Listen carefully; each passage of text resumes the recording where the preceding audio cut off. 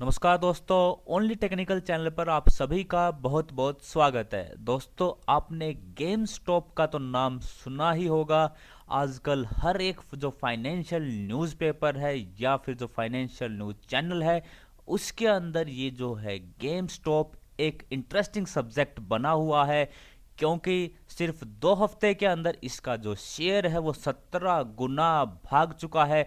और उसके पीछे काफ़ी एक इंटरेस्टिंग सा रीज़न है। तो इस वीडियो के अंदर उसका जो पूरा जो मैटर है गेम स्टॉप का वो समझने की कोशिश करेंगे। काफ़ी इंटरेस्टिंग रहेगा, तो देखने के लिए बने रहिएगा मेरे साथ ओनली टेक्निकल चैनल पर। अगर दोस्तों आपने मेरा चैनल सब्सक्राइब नहीं किया है तो प्लीज़ ऐसी ही इम्पोर्टेंट इन्फॉर्मेशन, ऐसी ही इम्पोर्टेंट वीडियो पाने के लिए मेरे चैनल को ज़रूर सब्सक्राइब कीजिए। तो सबसे पहले समझते हैं कि बेसिकली जो गेम स्टॉप है वो क्या कंपनी है। तो आपको नाम से ही क्लियर हो गया होगा, बेसिकली ये जो कंपनी है वो गेम्स से रिलेटेड कंपनी है। इसके खुद के रिटेल स्टोर हैं जहाँ पे ये गेमिंग सर्विसेज प्रोवाइड करती हैं। ये एक यूएस बेस्ड कंपनी है।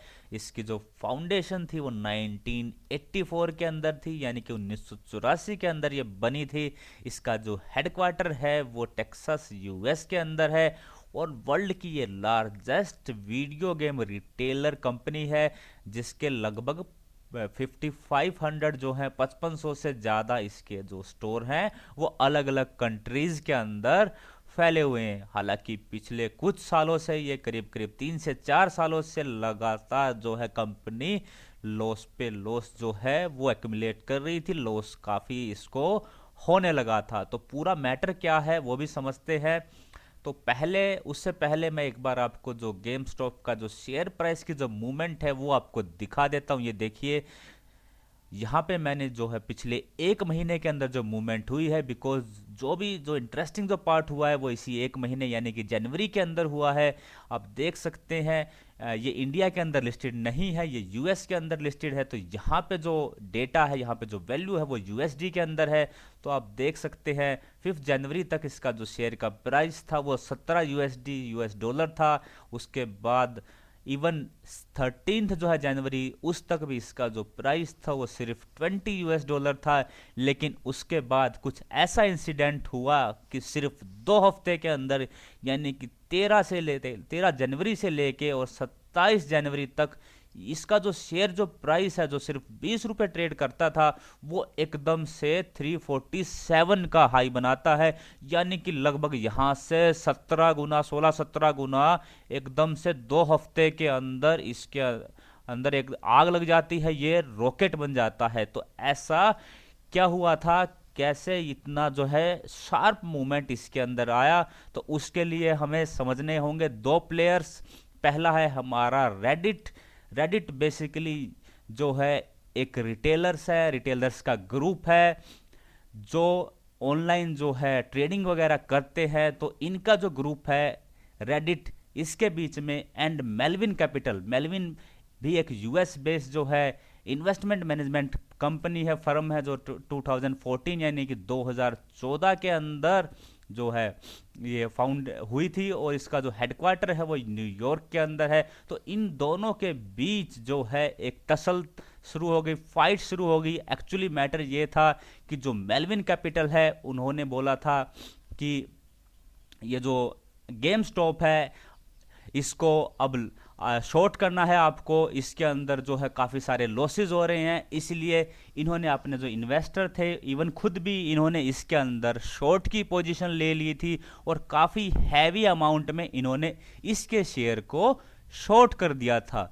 लेकिन क्योंकि ये काफ़ी पावरफुल है और काफ़ी बड़ी फर्म है, लेकिन इसके अगेंस्ट जो हमारे रेडिट हैं, जो एक बेसिकली ट्रेडर्स का जो है ऑनलाइन जो ट्रेडर्स हैं, जो एक्चुअली एक ग्रुप ऑफ रिटेलर्स हैं, उन्होंने इसके सामने कोशिश करा कि इसके सामने हम एक स्टैंड लेते हैं और इसको लगातार इस शेयर के अंदर उन्होंने बाइंग शुरू कर दी। एकदम से बुल्क बाइंग उन्होंने शुरू कर दी। यहाँ पे तो मेलविन जो कैपिटल था उसने इस शेयर को जो है शॉर्ट करने के लिए बोला और खुद भी शॉर्ट की पोजीशन वो लेके बैठ गए। लेकिन उसके उलट इन्होंने, यानी कि रिटेलर्स ने अपनी जो है पावर दिखाने की सोची और लगातार इसके अंदर बल्क बाइंग शुरू कर दी। और धीरे धीरे करके जो है इसके इन्होंने इतना बड़ा जो मेलविन कैपिटल था उसको मजबूर कर दिया कि वो अपने जो है वो शॉर्ट कवर कर दे। मेलविन कैपिटल को लगभग लगभग 30% से ज्यादा का जो है लॉस इसके अंदर उठाना पड़ा। और इस जो पूरा जो मैटर था उसके अंदर जो रेडिट वाला जो ग्रुप है इनकी जीत हुई।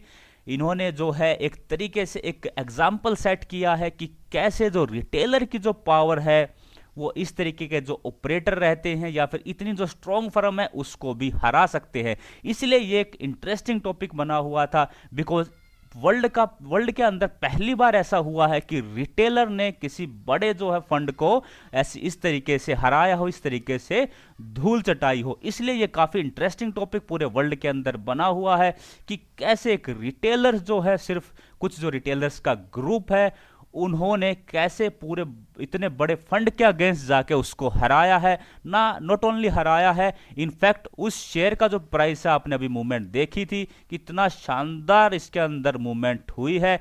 रिटेलर ने खूब सारे पैसे बनाए हैं और पहली बार ऐसा हुआ है कि कोई इस तरीके के जो फंड हाउस है उसको इतना बड़े अमाउंट में, इनफैक्ट 30% से ज़्यादा का इनको लॉस हुआ है। तो ये पूरा जो मैटर था बेसिकली यही था कि जो मेलविन कैपिटल है उन्होंने इसके अंदर शॉर्ट का सजेशन दिया था और खुद भी शॉर्ट पोजीशन वो लेके बैठ गए थे। लेकिन रिटेलर्स का कुछ ग्रुप था, ऑनलाइन रिटेलर्स का, जो रेडिट का जो प्लेटफॉर्म है उसको यूज़ करते हुए उन्होंने बोला कि हम इसके अगेंस्ट जाएंगे और उन्होंने इसके अंदर बल्क में बाइंग शुरू कर दी। और एक रिटेलर की जो पावर है, उन्होंने पूरे वर्ल्ड के सामने ये दिखाया कि कैसे रिटेलर अगर इकट्ठे हो जाते हैं तो बड़े से बड़े फंड हाउस को भी हरा सकते हैं। तो पूरा मैटर यही था दोस्तों। हालांकि ये इंडिया के अंदर लिस्टेड नहीं है, लेकिन काफी इंटरेस्टिंग फैक्ट था कि कैसे रिटेलर ने जो है इतनी बड़ी फर्म को हराया है। तो एक काफ़ी इंटरेस्टिंग फैक्ट था। हो सकता है आगे चल के इंडिया के अंदर भी जो रिटेलर है, आप और हम जैसे जो लोग हैं, जो ऑपरेटर से काफ़ी परेशान हो जाते हैं, तो आगे चल के हो सकता है इस तरीके का जो कॉन्सेप्ट है वो इंडिया के अंदर भी डेवलप हो सकता है। रिटेलर्स का एक ग्रुप बन सकता है, वो भी शेयर्स को मैनिपुलेट कर सकते हैं, इतने पावरफुल हो सकते हैं कि किसी भी बड़े फंड हाउस को वो हरा सकते हैं। तो ये पूरा मैटर था, काफ़ी इंटरेस्टिंग मुझे लगा, तो मैंने सोचा आपके साथ मुझे ये ज़रूर शेयर करना चाहिए। तो अगर वीडियो आपको अच्छा लगा हो तो प्लीज़ लाइक कीजिएगा, दोस्तों के साथ शेयर कीजिएगा। वीडियो देखने के लिए आप सभी का बहुत बहुत धन्यवाद। जय हिंद।